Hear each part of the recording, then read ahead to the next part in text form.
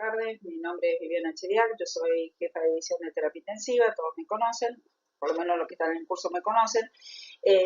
Los que les voy a hablar de tuberculosis extrapulmonar, no los voy a ahondar en muchas cosas, sí les voy a dar algunos tips y la experiencia de nuestro servicio, de una patología o una forma de presentación de una patología que está en aumento y que sabemos que lo que está produciendo es un aumento de los casos, se lo busca más tal vez, o tal vez tenemos formas diseminadas y formas más graves, y con un aumento de la resistencia a los antifídicos. En primera medida les voy a mostrar una experiencia del Hospital Muñiz, donde lo que hicimos fue buscar los pacientes que habíamos tenido durante un periodo prolongado por más de 10 años, y lo que buscamos fue, lo presentamos en un congreso, que eran las variables que nosotros decíamos, bueno, son importantes o en forma de transpulmonares que para nosotros tenían relevancia. Por ejemplo, la edad, la mediana que tuvimos fue de 32, un 73% fueron hombres, la estadía en terapia intensiva tenía una mediana de 6 días, pacientes viviendo con VIH en un 55%, el recuento de CD4 eran 75 y como vemos va a variar en un rango entre 10 y 247, o sea, no eran muy altos. Adicciones en un 58%, esto es muy alto. Aquellos que tenían Apache 2 tenían una mediana de 12, pero tuvimos un rango que iba entre 4 y 39. Un 47% requirió ventilación mecánica. Albuminemia tuvimos una mediana de 2.6, pero un rango que iba entre 1 y 4. No regalaba ninguno. Tuvimos cirugía en 12% y tuvimos una mortalidad de 37%.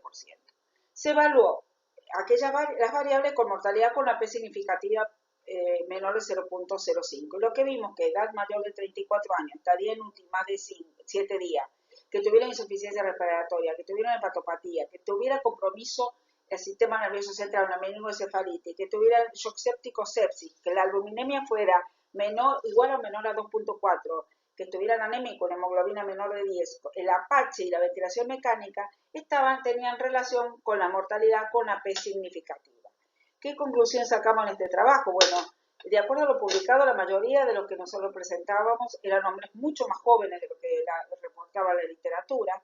Más de la mitad eran pacientes viviendo con VIH. La vaciloscopía del cultivo tuvo mayor rédito de lo que está publicado. Las localizaciones más frecuentes fueron el sistema nervioso central, pleura y ganglios, y tuvimos una mayor resistencia a antifídicos.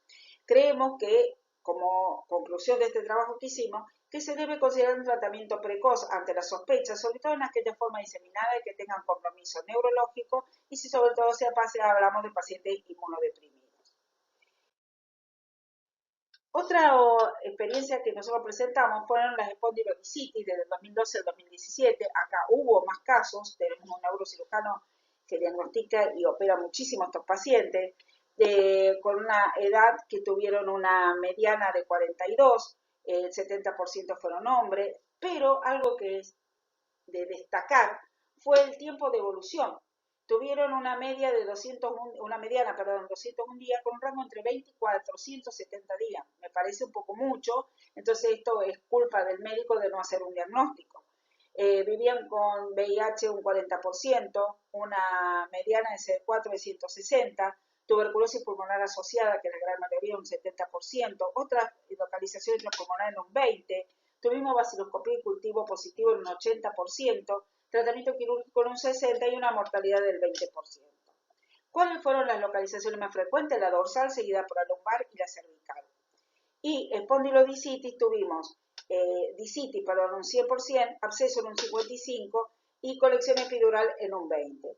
Como conclusión, en nuestra serie, la localización dorsolumbar se evidenciaba con más frecuencia. Lo más común en estos pacientes era el dolor dorsolumbalgia crónica. Se sugiere descartarlo, no decir, bueno, vayan a pilates, vayan a yoga, vayan a ser kinesiólogo, vayan al quiropráctico, debe ser la posición, fue el aire acondicionado, no, tenemos que tener en cuenta y ver el paciente en su totalidad. El síndrome de impregnación y fiebre siempre estuvo acompañado más que nada en aquellos pacientes que tenían compromiso pulmonar. La resonancia magnética es el examen complementario que sería mejor, tiene mejor definición. En nuestro caso hicimos tomografía, que era lo que nosotros teníamos al alcance, porque tendríamos que sacar al paciente del hospital. La mortalidad se asocia con forma diseminada y la coexistencia de VIH. Como vemos, esto es un reporte de la Organización Mundial de la Salud del 2019, Algún país no tiene datos, no es aplicable, muchos tienen 0 a 0,9% de formas extrapulmonares, pero vemos que los países marrones, como en África, en Oceanía, en los países escandinavos, China, una parte de China o Mongolia tienen alta tasa de formas extrapulmonares. Según la revista argentina, el boletín número 6, perdón, de tuberculosis y lepra del Ministerio de Salud, de marzo del 2023, en la Argentina hubo 1.105 casos de localización extrapulmonar. Esto representa un 8,8%. 1.256 no se pudo identificar la localización, pero corresponde a un 10%. ¿Es importante? Sí, es importante, que no es un número pequeño. Yo creo que si se investiga un poco más, podemos tener más alto, y sabemos que muchas veces no se reporta todo lo que se debe reportar.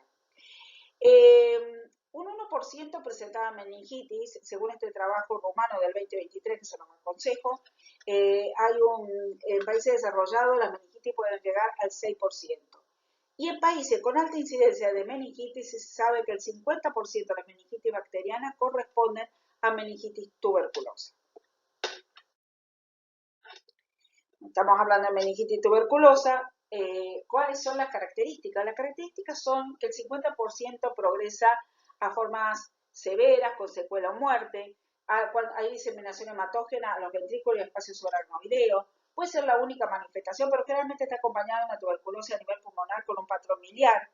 La meningitis puede ser subaguda o crónica, generalmente lo ven depresivo, tiene cambio de conducta y tiene todo, y si ustedes empiezan a preguntar, se van remontando a un tiempo prolongado anterior. Se forman tuberculomas, la mayoría de los tuberculomas se diagnostican post-mortem. La hidrocefalia es más común en el niño y más progresiva. Puede tener stroke y vasculitis hasta en un 57%. Acá la resonancia magnética es importante para el diagnóstico, para la definición. Tienen compromisos paracraneales, que hablamos de los compromisos de la base. En países en desarrollo, en desarrollo tienen mayor compromiso en niños, y en países desarrollados, que no sería el caso nuestro, se da en adultos por reactivación. ¿Con qué tiene que ver? Con el uso de esteroides crónicos, con el etilismo, con diabetes mellitus y con la inmunodepresión. Cuando nosotros punzamos a estos pacientes, van a tener, pueden tener líquido con presión de apertura elevada. Lo que vamos a encontrar, si ustedes lo ven, antes se describía que por la proteinorraquia que tienen, pueden ser muy elevadas, tienen lo que se llama el velo de novia, tiene aumento de la proteinorraquia, tiene hipoglucorraquia, pero no está marcada como una meningitis bacteriana, y tiene pleurocitosis a predominio mononucleares. Pero, en etapas iniciales podemos encontrar pleurocitosis a predominio de polimorfonucleares. ¿Qué pasa en los niños? Bueno, en los niños la mayor incidencia se da entre 2 y 4 años, según este trabajo rumano de SLAN. Hay un compromiso neuroftánico en un tercio de los niños, es bastante alto. Se hacen hiponatremia con una secreción adecuada de la hormona antidiurética o el cerebro perdedor o la pérdida de sal cerebral. Y en los pacientes HIV se observó, en pacientes viviendo con HIV, que el 5 al 10% tienen 5 a 10 veces más posibilidades de presentar una meningitis tuberculosa. Generalmente está asociada con hiponatremia, hepatomegalia y linfadenopatías. Tiene mayor deterioro sensorio. Cuando punzamos el líquido tiene mayor presión de apertura. La sobrevida tiene que ver con que nosotros hagamos un diagnóstico temprano, una sospecha temprana, un diagnóstico temprano, y instauremos tempranamente el tratamiento. Y no debemos instaurar el tratamiento antirretroviral, ¿sí? Otra forma que es difícil de verla en terapia intensiva, pero está, nosotros hemos tenido pacientes con estas patologías, es la tuberculosis cutánea, que le llaman la grasa simuladora, como este artículo del 2019, se da en 1 o un 2% de las extrapulmonares. Puede ser por infección exógena, como el complejo primario cutáneo o la tuberculosis verrugosa, o por una diseminación hematógena, el lupus vulgar, la tuberculosis colicoactiva, el escrofuloderma. Si ahora nosotros vimos un paciente hace poco, un absceso tuberculoso metastásico, la tuberculosis orificial, la aguda miliar diseminada. Generalmente son expresión de una tuberculosis visceral. El diagnóstico se hace tomando biopsia y haciendo una coloración sieniense, no es caro. y lo que se la ve como un emergente de resistencia a los antifídicos.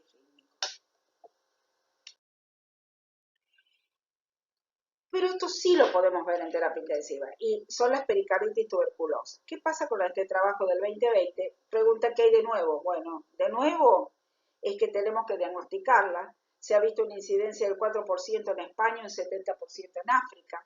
Son causas de pericarditis constrictiva. Como vemos, un 15 o un 20% no son diagnosticadas porque lo punzan, porque el líquido no llega o porque no se manda para hacer micobacterias. Se debe hacer de pericardiocentesis cuando tiene más de 1 centímetro, tenemos por eco. El líquido es un exudado con aumento de células a predominio mononucleares. El cultivo tiene una sensibilidad entre el 53 y el 75%. Si hacemos GeneSper y el Ultra GeneSper tiene una sensibilidad de 63.8 pero una especificidad del 100%. Puede tener lesiones granulomatosas en un 13%. Se debe evacuar ante signo de taponamiento y el tratamiento es con corticoides. Se ha visto disminución de las muertes, ¿sí? Pero aún no tiene una evidencia fuerte de indicación. Hay también tratamiento con fibrinolisis y con colchicina que aún no están aceptados y recomendados. ¿Cómo hacemos el diagnóstico? Son las mismas técnicas de las pulmonares, bueno, esto ya habló Mateo, líquido cefalorraquídeo, la biopsia en adulto y pediátrico, sospecha de tuberculosis intrapulmonar, hay que pedirlo en GeneSper según la Organización Mundial del 2013. ¿Cuál es la sensibilidad? Bueno, tenemos un 85% en ganglio, 80% en líquido cefalorraquídeo, 81% en tejido, bastante alta. ¿Qué otra forma de diagnóstico? Bueno, el ADA, en la biopsia por la anatomía patológica, sabemos que tiene un 60%, 60 unidades por litro, sería de corte, tiene sensibilidad de 84 y una especificidad de 94.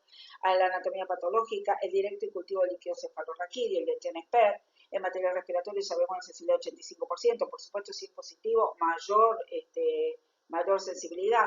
El IGRA, que se hace en inmunodeprimido, que es el cuantiferón, y la PCR en formas extrapulmonares. Pero de esto les ha hablado Mateo ya en la otra exposición. ¿Cuál sería el tratamiento? Bueno, el tratamiento de la tuberculosis pleural si bien yo puse el tratamiento, sabemos y el doctor va a hablar, se habla de tratamientos mucho más acortados. La tuberculosis pleural 6 meses, la pericárdica de 6 meses, la meningia de 12 meses, la espondilodisitis ósea 12 meses, la ganglionar 12 meses, pero algunos hablan de tratamientos más cortos, la genitouriana de 6 meses con exéresis del riñón no funcionante, la peritoneal 6 meses y los corticoides aún siguen siendo discutidos y no concluyentes, y las extrapulmonares en pacientes viviendo con VIH de 12 meses según la Organización Mundial de la Salud del 2017, pero actualmente se están revisando y viendo si no podemos hacer tratamientos más acortados. ¿Qué pasa con el tratamiento coadyuvante con corticoides? Bueno, tenemos dos indicaciones específicas, el compromiso meningio y el pericárdico. El compromiso meningio, las meningitis se dan 6 a 8 semanas, es recomendación fuerte. El pericárdico es una recomendación condicional, tiene beneficios en cuanto a la pericarditis restrictiva o constrictiva, así que se utiliza, pero sigue siendo condicional según los trabajos. ¿Por qué no le damos a un paciente con tuberculosis al tratamiento con antirretroviral? Bueno, sabemos que el tratamiento temprano para tuberculosis y tratamiento antirretroviral puede ser causa de la reconstitución inmune. Tienen empeoramiento de los síntomas, tiene mayor frecuencia cuando se inicia después de 8 semanas de tratamiento. O sea, hacemos 8 semanas de tratamiento de tuberculosis y posteriormente ponemos el tratamiento. Cuando se da con meningitis tuberculosa tiene mayor mortalidad y el tratamiento, como siempre, es sintomático. Y como conclusión, siempre debemos sospechar de buscarla. Lo que no pensamos, lo que no vemos, lo que no pensamos no se encuentra. Enviar material para estudio, que esto ya lo ha reiterado varias veces el doctor Mateo, orina, biopsia, ganglio linfático, líquido cefalorraquídeo, líquido pericárdico, siempre sospecharlo, siempre tomamos una muestra, mandar al laboratorio para que busquen micobacterias y podemos hacer GeneSper mejor. Siempre enviar una muestra respiratoria del paciente, a tratamiento más temprano, mejor sobrevida y menos secuela. en pacientes viviendo con VIH, siempre tenemos que tener en cuenta, por ejemplo, la rifampicina con alguna otra droga o con los antirretrovirales, o porque generalmente no toman una sola medicación, sino que toman varias. Buscar buscar presentaciones de micobacteriosis atípicas. Me pasó a mí de tener que buscar, el paciente no lo sacaban, y bueno, era un avión. Los corticoides coadyuvantes sabemos que están indicados fuertemente en meningitis y en pericardititis condicional, pero siempre tenemos que tenerlo en cuenta y pensarlo. Bueno, muchísimas gracias. Esto es nada más que una mínima referencia ante las dos exposiciones anteriores, pero contarle un poco la experiencia nuestra al respecto de esta patología.